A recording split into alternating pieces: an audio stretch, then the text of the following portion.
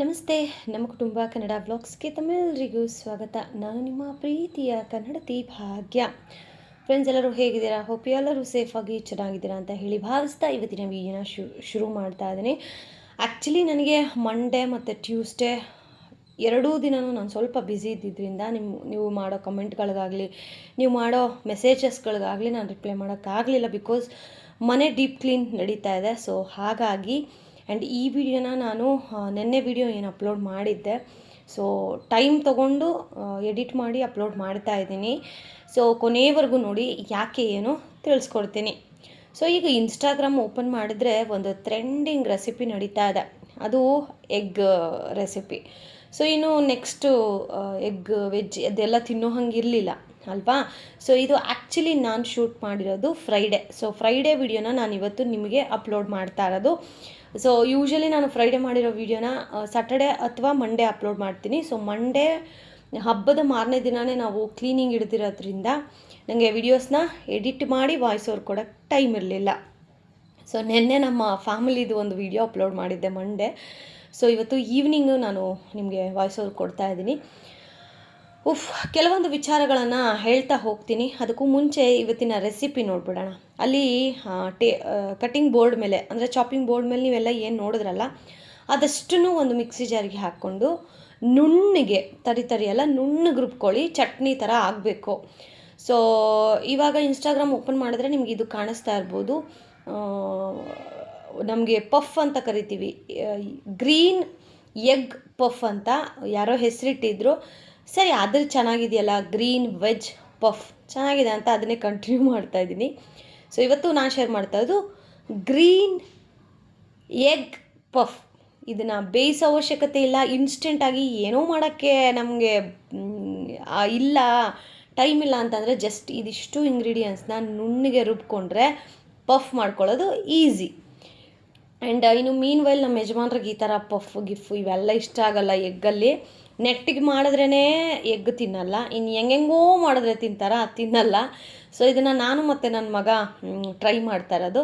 So ಇನ್ನು ಅವರಿಗೆ ಅಂತ ಹೇಳಿ ಇಲ್ಲಿ ನಾನು ನೀರೊಟ್ಟು, ನಮ್ಮ ಕಡೆ ನೀರೊಟ್ಲು ಅಂತೀವಿ. ಸೊ ನೀರೊಟ್ಲು ಮಾಡ್ತಾಯಿದ್ದೀನಿ. ಅಕ್ಕಿ ಹಿಟ್ಟು, ಸ್ವಲ್ಪ ಚಿರೋಟಿ ರವೆ, ಅದ್ರ ಜೊತೆಗೆ ಕೊತ್ತಂಬರಿ ಸೊಪ್ಪು, ಸಬ್ಸಿಗೆ ಸೊಪ್ಪು, ಈರುಳ್ಳಿ, ಸ್ವಲ್ಪ ಉಪ್ಪು ಇದೆಲ್ಲ ಹಾಕಿ ಕಲಿಸ್ಬಿಟ್ಟು ನೀರೊಟ್ಟನ್ನು ಬಿಡ್ತಾಯಿದ್ರೆ ತುಂಬ ಸಾಫ್ಟಾಗಿ ತುಂಬ ಚೆನ್ನಾಗಿ ಬಂದಿತ್ತು ಮಾತ್ರ. ಫ್ರೈಡೇ ಈವ್ನಿಂಗ್ ಸ್ವಲ್ಪ ಬೇಗ ಬರೋಕ್ಕೆ ಹೇಳಿದ್ದೆ ನಾನು ಅವ್ರಿಗೆ. ಇಲ್ಲ, ನಾನೊಂದು 6:30 ಆಗುತ್ತೆ ಅಂತ ಅಂದರು. ಸರಿ, ಅವ್ರು ಬರೋಷ್ಟೊತ್ತಿಗೆ ಇದು ನೆನೆಯೋಕ್ಕೆ ಚೆನ್ನಾಗಿ ಟೈಮ್ ತೊಗೊಳುತ್ತಲ್ಲ, ಸೊ ಅದು ನೆನೀಲಿ, ನಾನು ಮತ್ತು ಪರ್ಯಂತ ಎಗ್ ಪಫ್ ಟ್ರೈ ಮಾಡೋಣ ಅಂತ ಹೇಳಿ. ಸೊ ಇವಾಗ ನಾವು ಏನು ರುಬ್ಕೊಂಡಿದ್ವಲ್ಲ ಚಟ್ನಿ ಅಲ್ಲಿ ರೆಡಿ ಆಗಿದೆ. ಈಗ ಎಗ್ಗನ್ನು ಈ ರೀತಿ ಕಟ್ ಮಾಡ್ಕೋಬೇಕು, ಅರ್ಧ ಭಾಗ. ಸೊ ಕಟ್ ಮಾಡಿಕೊಂಡು ಆ ಚಟ್ನಿನ ಸೆಂಟ್ರಲ್ಲಿ ಹಾಕಿ ತಿನ್ನೋದಷ್ಟೇನೆ. ಸಕ್ಕದಾಗಿತ್ತು ಮಾತ್ರ ಗೈಸ್. ಅಂದರೆ ಟ್ರೆಂಡಿಂಗ್ ಯಾಕೆ ಹೋಗುತ್ತೆ ಅಂತಂದರೆ ಇದೇ ಕಾರಣಕ್ಕೇ ಇರಬೇಕು. ಈ ಥರ ಕಟ್ ಮಾಡಿ ನೋಡಿ, ಈ ರೀತಿ ಚಟ್ನಿ ರೆಡಿ ಆಗಿದೆ. ಈ ಥರ ನಾನು ಎಗ್ಗನ್ನು ಅಂದರೆ ನಾನು ಎಲ್ಲವನ್ನ ರಿಸ್ಕ್ ತೊಗೊಳೋದು ಬೇಡ ಅಂತ ಹೇಳಿ, ಬಿಕಾಸ್ ನಮಗೆ ಗೊತ್ತಿಲ್ಲ, ಆನ್ಲೈನಲ್ಲಿ ನೋಡಿ ಮಾಡ್ತಾಯಿದ್ದೀವಿ, ವಿಡಿಯೋಸ್ನ ನೋಡಿ ಮಾಡ್ತಾಯಿದ್ದೀವಿ ಅಂತಂದರೆ ಈಗ ಆನ್ಲೈನ್ ಅಂದ್ರೇ ಒಂಥರ ಭಯ ಅಲ್ವಾ, ಚೆನ್ನಾಗಿ ಬರುತ್ತೋ ಇಲ್ಲವೋ ಅಂತ. ಅದಕ್ಕೆ ಸರಿ, ಒಂದು ಎಗ್ ಟ್ರೈ ಮಾಡೋಣ, ಚೆನ್ನಾಗಿದ್ದರೆ ನೆಕ್ಸ್ಟ್ ಎಗ್ಗೆ ಹಾಕ್ಕೊಳ್ಳೋಣ, ಇಲ್ಲಾಂದರೆ ಚಟ್ನಿ ಬೇರೆ ಏನಕ್ಕಾದರೂ ಆಗುತ್ತೆ, ನೀರೊಟ್ಲು ಮಾಡಿದ್ದೀವಲ್ಲ ಅದ್ರ ಜೊತೆಗೆ ತಿನ್ನೋಕ್ಕೆ ಸರಿ ಹೋಗುತ್ತೆ ಅಂತ ಪ್ಲ್ಯಾನ್ ಮಾಡಿಕೊಂಡು ನಾನಿಲ್ಲಿ ಒಂದಕ್ಕೆ ಮಾತ್ರ ನೋಡಿ ಈ ಥರ ಇದು ನೋಡಿರ್ತೀರಲ್ಲ ಗೈಸ್, ನೀವು ನೋಡಿದರೆ ಎಸ್ ಅಂತ ಕಮೆಂಟ್ ಮಾಡಿ, ನೋಡಿಲ್ಲ ಅಂತಂದರೆ ಈ ರೆಸಿಪಿನ ಟ್ರೈ ಮಾಡಿ, ಸಕ್ಕದಾಗಿದೆ. ನಾವಿವಾಗ ನಾನ್ ವೆಜ್ ಎಲ್ಲ ತಿನ್ನೋ ಹಾಗಿಲ್ಲ. ಇನ್ನು ಯುಗಾದಿ ನೆಕ್ಸ್ಟ್ ಡೇ ಏನು ವರ್ಷದಡ್ಕು ಮಾಡ್ತೀವಲ್ಲ ಅವತ್ತೇ ಇನ್ನು ನಾನ್ ವೆಜ್ ತಿನ್ನೋದು. ಅಲ್ಲಿವರೆಗೂ ನಾವು ನಾನ್ ವೆಜ್ ಅನ್ನೋದು ತಿನ್ನೋದಿಲ್ಲ. ಸೊ ಹಾಗಾಗಿ ಈಗ ನಾನು ಫಸ್ಟು ಟೇಸ್ಟ್ ಮಾಡಿದೆ, ತುಂಬ ಚೆನ್ನಾಗಿತ್ತು. ಸರಿ, ಪರ್ಯಂತ್ಗೂ ಟೇಸ್ಟ್ ಮಾಡಿಸೋಣ ಅಂತ ಹೇಳಿ ಈಗ ಪರ್ಯಂತ್ನ ಕರಿತೀನಿ. ಅವ್ನು ಟೇಸ್ಟು ಮಾಡಿ ಹೇಗಿದೆ ಅಂತ ಹೇಳ್ತಾನೆ. ನೋಡಿ ನೀವೇನೇ ನೋಡಿ, ಈ ಥರ ಇದು ಗ್ರೀನ್ ಎಗ್ ಪಫ್ ಅಂತ ಹೆಸರಿಟ್ಟಿರೋದು. ನನ್ನ ಮಗನಿಗೆ ನಂತರ ಏನಾದರೂ ನ್ಯೂ ಥಿಂಗ್ಸ್ನ ಟ್ರೈ ಮಾಡೋದು ತುಂಬ ಇಷ್ಟ. ಓಕೆ, ಅವನ್ನ ಕರೆದಿದ್ದೀನಿ, ಲೆಟಸ್ ಟ್ರೈ. ಆ್ಯಕ್ಚುಲಿ ನಾರ್ಮಲಾಗಿ ಹಾಕಿದರೆ ಚೆನ್ನಾಗಿರೋದು, ಬಟ್ ಅವ್ನು ಟಿ ವಿ ಹಾಕ್ಕೊಂಡಿದ್ನಲ್ವಾ, ಸೊ ಕಾರ್ಟೂನ್ದು ಸೌಂಡ್ ಬರುತ್ತೆ ಅಂತ ಮ್ಯೂಟ್ ಮಾಡಿದ್ದೀನಿ. ಒಂಥರ ಹುಳಿ ಖಾರ, ಅವ್ನು ಹೇಳ್ತದ ನೋಡಿ ಮಮ್ಮಿ ಅಂತ. ಮಕ್ಳು ಇಷ್ಟೇ ಅಲ್ವಾ ಗೈಸ್, ನಾವು ಏನಾದರೂ ಪ್ರೀತಿಯಿಂದ ಮಾಡಿಕೊಟ್ರೆ ಇಷ್ಟ ಆಯಿತು ಅಂತ ಹೇಳಿಬಿಟ್ರೆ ನಮ್ಗೆ ಅದೇ ಒಂದು ಖುಷಿ. ಮಮ್ಮಿ ಸೂಪರ್ ಮಮ್ಮಿ ಅಂತ ಇದ್ದಾನೆ ಅವನು. ಇರು ಬಂದೆ ಅದೇನೋ ಬರ್ತಾಯಿದೆ ಅಂತ ಮತ್ತೆ ಓಡೋದ. ಸೊ ಫ್ರೆಂಡ್ಸ್, ಆಗಲೇ ರೆಸಿಪಿ ಶೇರ್ ಮಾಡೋಣಲ್ಲ, ಅದನ್ನು ಶಾರ್ಟ್ಸ್ ರೂಪದಲ್ಲಿ ಹಾಕಿದ್ದೀನಿ, ಒಂದ್ಸತಿ ಚೆಕ್ಔಟ್ ಮಾಡಿ. Okay,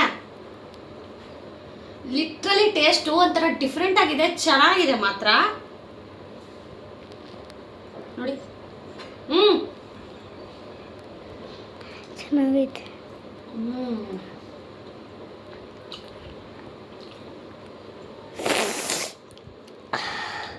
awesome.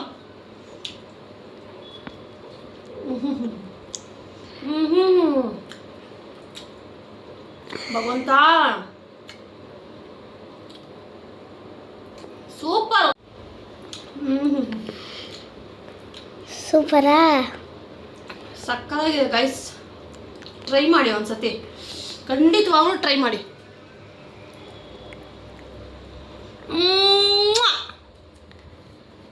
ಇನ್ನು ನಾವೆಲ್ಲ ಎಗ್ ತಿಂದು ಪರ್ಯಂತಗೂ ಕೊಟ್ಟು, ಅದಾದಮೇಲೆ ಅವನಿಗೂ ಸ್ನ್ಯಾಕ್ಸ್ ಎಲ್ಲ ಮಾಡಿಕೊಟ್ಟು ಇನ್ನು ಹೋಮ್ವರ್ಕ್ಸ್ ಎಲ್ಲ ಮಾಡಿಸ್ದೆ. ಸೊ ಈಗ ಟೈಮ್ ಬಂದು 6:45 ಆಗಿದೆ. ಸೊ ನಮ್ಮ ಯಜಮಾನ್ರು ನಾನು ಇವಾಗ ಬರ್ತಾಯಿದ್ದೀನಿ, ಇನ್ನೊಂದು 10 ನಿಮಿಷದಲ್ಲಿ ಅಲ್ಲಿರ್ತೀನಿ ಅಂತ ಅಂದರು. ಸರಿ ಆಯಿತು, ಅವ್ರು ಬರೋಷ್ಟೊತ್ತಿಗೆ ನೀರೊಟ್ಲು ಮಾಡಿಬಿಡೋಣ ಅಂತ ಹೇಳಿ ಇಲ್ಲಿ ನೀರೊಟ್ಲು ಮಾಡ್ತಾಯಿದ್ದೀನಿ. ನೀರೊಟ್ಲನ್ನ ಯಾವತ್ತೇ ಆಗಲಿ ಶೇಪ್ಲೆಸ್ ಆಗಿ ಬಿಡಬೇಕು. ನೀವು ಶೇಪ್ ಬಿಡ್ತೀನಿ ಅಂತಂದರೆ ನೀರೊಟ್ಲು ಚೆನ್ನಾಗಿರೋದಿಲ್ಲ. ಆಮೇಲೆ ಯಾರಿಗೆಲ್ಲ ಈ ನೀರೊಟ್ಲು ಫೇವ್ರೇಟು ಕಮೆಂಟ್ ಮಾಡಿ. ನೀರೊಟ್ಲು ಟೇಸ್ಟು ನಾವು ಯಾವುದೇ ಬೋಂಡ ಬಜ್ಜಿಗೂ ನಾವು ಕಂಪೇರ್ ಮಾಡೋಕ್ಕಾಗೋದೇ ಇಲ್ಲ. So that is different taste. ಇದು ಇನ್ನೊಂದು ಥರ ಡಿಫ್ರೆಂಟ್ ಟೇಸ್ಟು, ತುಂಬ ಚೆನ್ನಾಗಿರುತ್ತೆ. ಸೊ ನಾವು ಮಾತ್ರ ಎಗ್ಗನ್ನು ಗ್ರೀನ್ ಎಗ್ ಪಫ್ ಮಾಡ್ಕೊಂಡು ತಿಂದರೆ ಪಾಪ ಅವ್ರಿಗೂ ಏನಾದರೂ ಸ್ನ್ಯಾಕ್ಸ್ ಮಾಡಿಕೊಡ್ಬೇಕಲ್ಲ, ಅದಕ್ಕೇ ಈಗ ನೀರೊಟ್ಲು ಮಾಡ್ತಾಯಿದ್ದೀವಿ. ಏನಿದ್ರು ಈ ಥರ ಡೀಪ್ ಫ್ರೈ ಐಟಮ್ ಎಲ್ಲ ಈ ಒಂದು ವೀಕ್ ಅಷ್ಟೇನೆ. ಸೊ ನೆಕ್ಸ್ಟ್ ವೀಕಿಂದ ಡೀಪ್ ಫ್ರೈ ಎಲ್ಲ ಐಟಮ್ಗಳು ಮಾಡೋದಿಲ್ಲ. ಯಾಕೆ ಅಂತಂದರೆ ಮನೆಯೆಲ್ಲ ಕ್ಲೀನ್ ಮಾಡಿರ್ತೀವಿ ಆವಾಗ ತಾನೇ, ಮತ್ತೆ ಜಿಡ್ಡೆಲ್ಲ ಹೋಗಿ ಕೂತ್ಕೊಳ್ಳುತ್ತೆ. ಸೊ ಹಾಗಾಗಿ ಆ್ಯಂಡ್ ನಮ್ಮ ಮನೆಗೆ ಇವಾಗ ಕೆಲ್ಸಕ್ಕೆ ಬರೋ ಅವ್ರೂ ಈ ಕಡೆ ಪತ್ತೆನೇ ಇಲ್ಲ.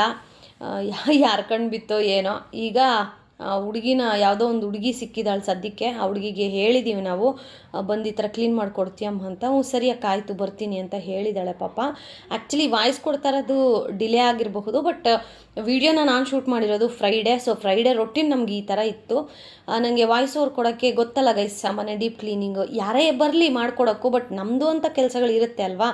ಸೊ ಆ ಥರ ಕೆಲಸಗಳಲ್ಲಿ ನನಗೆ ವಾಯ್ಸ್ ಮಾಡಿಕೊಂಡು ವಿಡಿಯೋ ಮಾಡ್ಕೊಂಡು ಕುತ್ಕೊಳ್ಳೋಕ್ಕಾಗತ್ತಾ. ಸೊ ನೀವೆಲ್ಲರೂ ರಿಕ್ವೆಸ್ಟ್ ಮಾಡ್ತಾಯಿದ್ರಿ ಅಂತ ಹೇಳಿ ಪಾಪ ಇವತ್ತು ಮಾರ್ನಿಂಗು ನಾನು ಅವ್ರ ಕೈಯಲ್ಲಿ ವಿಡಿಯೋ ಶೂಟ್ ಮಾಡಿಸ್ಕೊಂಡೆ. ಅಂದರೆ ಫ್ರೈಡೇ ಮಾರ್ನಿಂಗು ಅವ್ರ ಜೊತೆ ಕೂತು ವಿಡಿಯೋ ಮಾಡಿ, ಪಾಪ ಅವ್ರಿಗೂ ಟೈಮ್ ಇಲ್ಲ, ತುಂಬ ಕೆಲಸಗಳು ಜಾಸ್ತಿ. ಆದರೂ ಜೊತೆಗೂ ನನಗೆ ಅಂತ ಹೇಳಿ ಜೊತೇಲಿ ಕೂತು ನಿನಗೆ ಖುಷಿ ಆಗತ್ತಾ, ಸರಿ ಆಯಿತು ಬಾ ಅಂತ ಹೇಳಿ ಪಾಪ 9:30ಗೆಲ್ಲ ಅವ್ರನ್ನ ರೆಡಿ ಮಾಡಿಸಿ ವಿಡಿಯೋ ಶೂಟ್ ಮಾಡಿ 3 o'clockಗೆ ಅವತ್ತು ನಾನು ಅಪ್ಲೋಡ್ ಮಾಡಿದ್ದೆ. ಅದ್ರ ಬಗ್ಗೆ ನಾನು ಇವಾಗ ಮಾತಾಡ್ತೀನಿ. ಈಗ ಇಲ್ಲಿ ನೀರೊಟ್ಲು ನೀಟಾಗಿ ಎರಡೂ ಕಡೆನೂ ಚೆನ್ನಾಗಿ ಬೇಯಬೇಕಾಗತ್ತೆ. ಬಿಕಾಸ್ ಅಕ್ಕಿ ಹಿಟ್ಟಲ್ವ, ಒಳಗಡೆ ಎಲ್ಲ ನೀಟಾಗಿ ಬೇಯಬೇಕು. ಆದಷ್ಟು ಲೋ ಫ್ಲೇಮಿಂದ ಮೀಡಿಯಮ್ ಫ್ಲೇಮ್ಗೆ ಇಟ್ಕೊಂಡೇ ಈ ನೀರೊಟ್ಲನ್ನ ಮಾಡ್ಕೊಳ್ಳಿ. ಬಿಕಾಸ್ ಹೈ ಫ್ಲೇಮ್ ಇಟ್ಟರೆ ಆಚೆ ಎಲ್ಲ ಬೇಗ ಸೀದೋಗ್ಬಿಡುತ್ತೆ. ಅಕ್ಕಿ ಹಿಟ್ಟಲ್ವ, ಬೇಗ ಸೀದ್ಬಿಡುತ್ತೆ. ಕಡಲೆ ಹಿಟ್ಟಿಗಿಂತ ಅಕ್ಕಿ ಹಿಟ್ಟು ಬೇಗ ಕಪ್ಪಾಗಿಬಿಡುತ್ತೆ. ಸೊ ಹಾಗಾಗಿ ಮೀಡಿಯಮ್ ಫ್ಲೇಮಿಂದ ಲೋ ಫ್ಲೇಮ್ಗೆ ಇಟ್ಕೊಂಡು ನೀವು ಮಾಡಿಕೊಂಡ್ರೆ ಒಳಗಡೆ ಅಕ್ಕಿ ಹಿಟ್ಟು ಚೆನ್ನಾಗಿ ಬೆಂದಿರುತ್ತೆ. ಆ್ಯಂಡ್ ಆಲ್ಸೋ ಆಚೆನೂ ಕ್ರಿಸ್ಪಿಯಾಗಿ ಚೆನ್ನಾಗಿರುತ್ತೆ. ನಮ್ಮ ಮನೇಲಿ ಈ ಥರ ಆಯಿಲಿ ಐಟಮ್ಸ್ ಅಂದರೆ ಸ್ವಲ್ಪ ದೂರನೇ. ಬಟ್ ಯಾವತ್ತಾದರೂ ಒಂದು ಸತಿ ಈ ಥರ ಮಾಡಿದ್ರೆ ನಮ್ಮ ಖುಷಿಯಾಗಿ ಮನೆಯವರೆಲ್ಲ ಕೂತು ತಿಂತೀವಿ, ಅದೊಂಥರ ಖುಷಿ ಅನಿಸುತ್ತೆ. ಆ್ಯಂಡ್ ಈ ನಾನ್ ಸ್ಟಿಕ್ ತವಗಳು ನೋಡಿದಾಗ ಅಂದರೆ ತೊಗೊಂಡಾಗ ತುಂಬ ಚೆನ್ನಾಗಿರ್ತವೆ. ನಾವು ಯೂಸ್ ಮಾಡ್ತಾ ಮಾಡ್ತಾ ಮಾಡ್ತಾ ಮಾಡ್ತಾ ಯಾವ ಥರ ಆಗುತ್ತೆ ಅಂತಂದರೆ, ಯಾರೋ ಒಬ್ಬರು ಕಮೆಂಟ್ ಮಾಡಿದರು, ಎಷ್ಟು ವರ್ಷ ಆಯಿತು ಈ ಪಾತ್ರೆ ತಗೊಂಡು, ಇನ್ನೂ ಇಟ್ಟಿದೆಯಾ ಅನ್ನೋ ಥರ ಎಲ್ಲ ಕಮೆಂಟ್ಗಳು.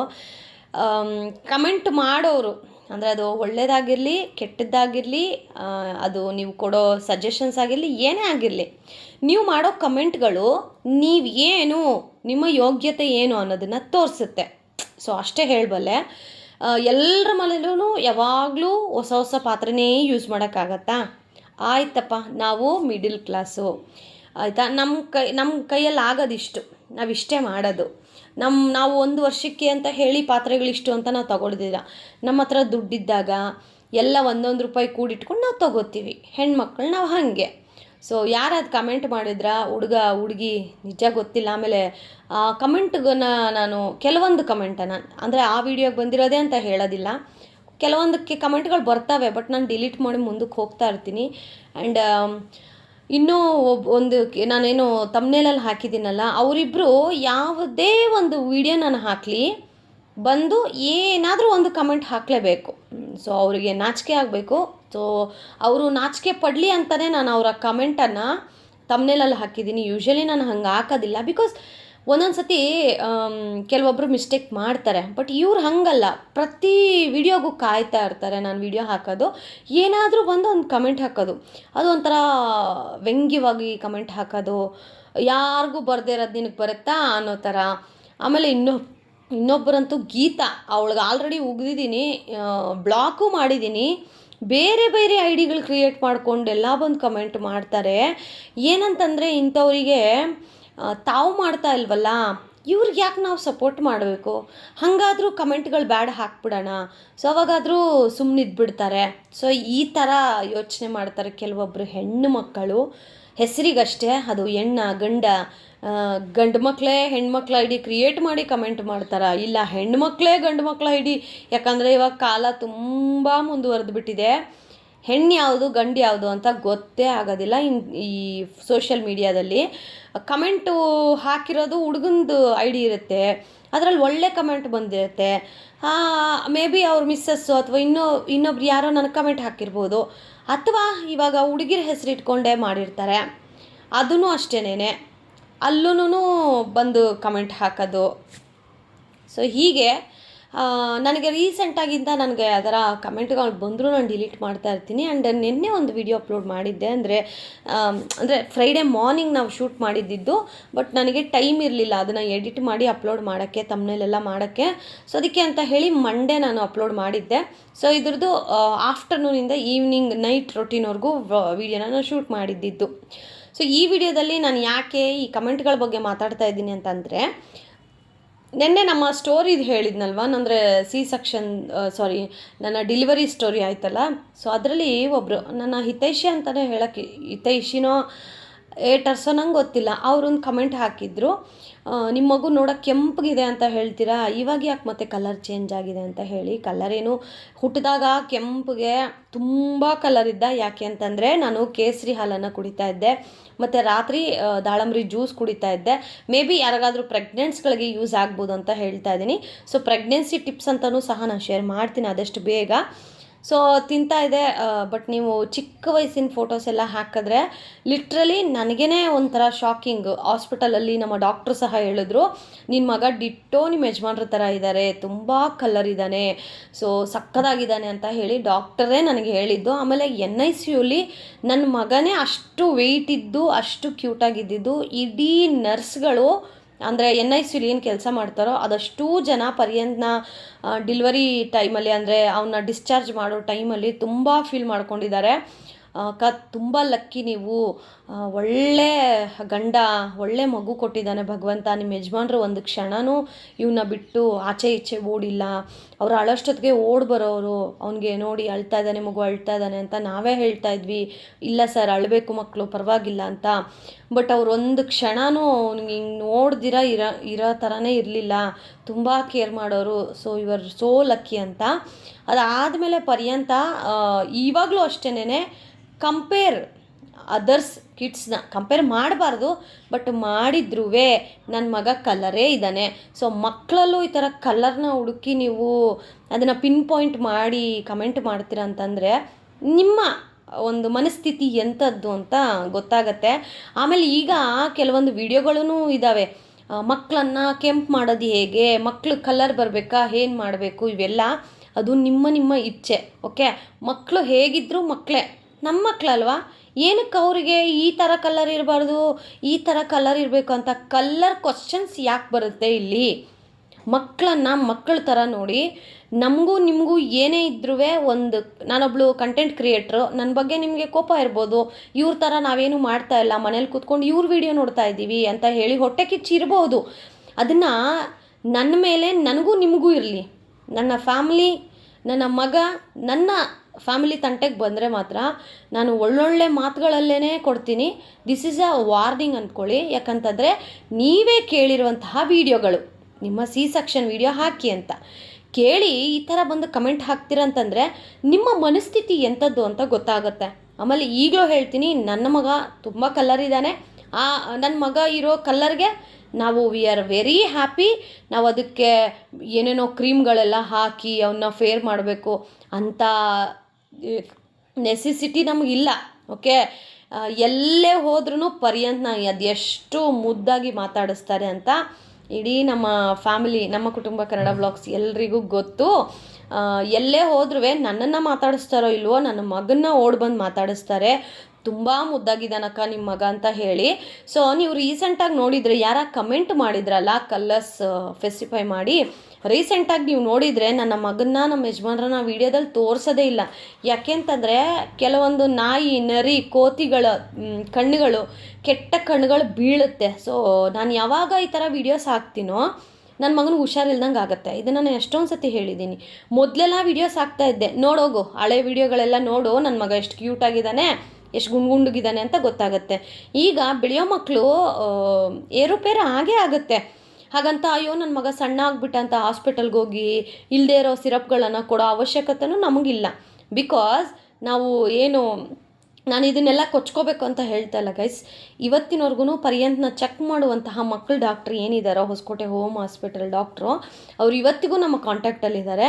ನಮ್ಗೆ ಆ ಥರ ಏನಾದರೂ ಹೊಸಕೋಟೆವರೆಗೂ ಹೋಗೋಕ್ಕಾಗಲಿಲ್ಲ ಅಂತಂದರೆ ಜಸ್ಟು 500 ಕೊಟ್ಟು ಅವರ ಸ್ಲಾಟನ್ನು ಬುಕ್ ಮಾಡಿಕೊಂಡ್ರೆ ಡೈರೆಕ್ಟ್ ಅವರೇ ನಮಗೆ ವಿಡಿಯೋ ಕಾಲನ್ನು ಮಾಡ್ತಾರೆ. ಟೈಮಿಂಗ್ಸನ್ನು ಕೊಟ್ಟು ವಿಡಿಯೋ ಕಾಲಲ್ಲೇ ನಾವೇನು ಪ್ರಾಬ್ಲಮ್ ಇದೆ ಅನ್ನೋದನ್ನು ನೋಡಿಸ್ಕೋಬಹುದು. ಓಕೆ, ಹಂಗಂತ ನಾನು ಇಷ್ಟು ಎತ್ತರಕ್ಕೆ ಬೆಳೆದಿದ್ದೀನಿ, ನಾವು ಹಿಂಗಿದ್ದೀವಿ ಅಂತ ಕೊಚ್ಕೋತಾ ಇಲ್ಲ. ಕೆಲವೊಬ್ಬರಿಗೆ ಇದನ್ನು ಅಂಡರ್ಸ್ಟುಡ್ ಮಾಡಿಸ್ಬೇಕಾಗಿದೆ. ಸೊ ಹಾಗಾಗಿ ಆ ಕಾರಣಕ್ಕೆ ನಾನು ಹೇಳ್ತಾ ಇರೋದು, ಫಸ್ಟು ಕಲರ್ ಕಂಪ್ಯಾರಿಸನ್ ಮಾಡೋದನ್ನು ಬಿಡಿ.